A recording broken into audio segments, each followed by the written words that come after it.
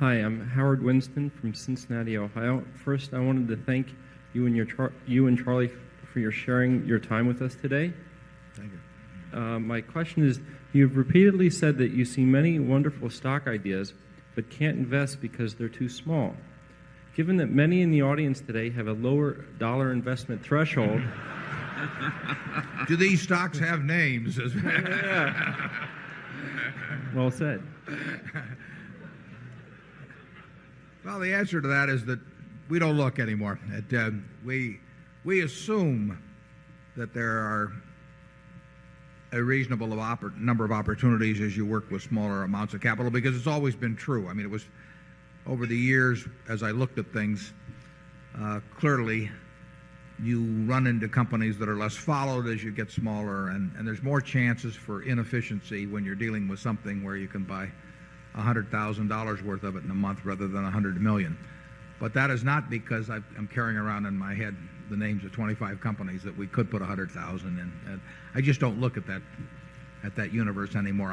Sometimes people send me annual reports or get letters from managers, and they say, well, you know, I've got this wonderful thing, and I usually know ahead of time, but I mean, I would first look at the size, and if the size isn't right, and it isn't going to be virtually any time, I don't look any further, because there's just no time to be looking at all kinds of smaller opportunities. I do think if you're working with very small amounts of money that there almost always are some significant inefficiency someplace to find things that I've mentioned to some people. When I started out, I actually went through all of the Moody's manuals and the Standard & Poor's manuals page by page, and you know, it's probably 20,000 pages, but there were a lot of things that popped out, and none of them were in any brokerage report or anything of the sort. They were just plain overlooked, and you could find out about them, but nobody was going to tell you about them.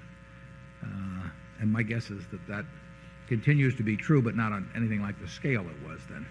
Charlie? Well, I can remember when you bought one membership in some duck club that had oil under it when you were young. Yeah, there was a company called Atlas. When you get down to one duck club membership, well, you're really scavenging for cigar butts.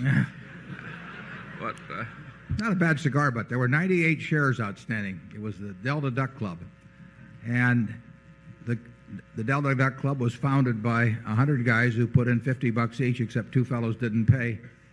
So there were only 98 shares outstanding. They bought a piece of land down in Louisiana, and one time somebody shot downward instead of upward, and oil and gas started spewing forth out of the ground. So they renamed it Atlas, which is Delta spelled backwards, which was sort of illustrated the sophistication of this group. And a few years later, they were taking, at $3 a barrel oil, they were taking about $1 million a year in royalties out of the place, and the stock was selling at $29,000 a share, and it was earning $10,000 a share. No, it was earning about $7,000 a share after tax, about $11,000 pre-tax, and it had about $20,000 a share in cash, and it was a long-lived field. So, you know, I use that sometimes as an example of efficient markets, because somebody called me and offered me a share of it, and those things, you know, is that an efficient market or not? You know, $29,000 for $20,000 of cash plus $11,000 of royalty income at 25-cent gas and $3 oil. I don't think so. You can find things out there. I'll give you hunting rights on all my duck clubs in the future.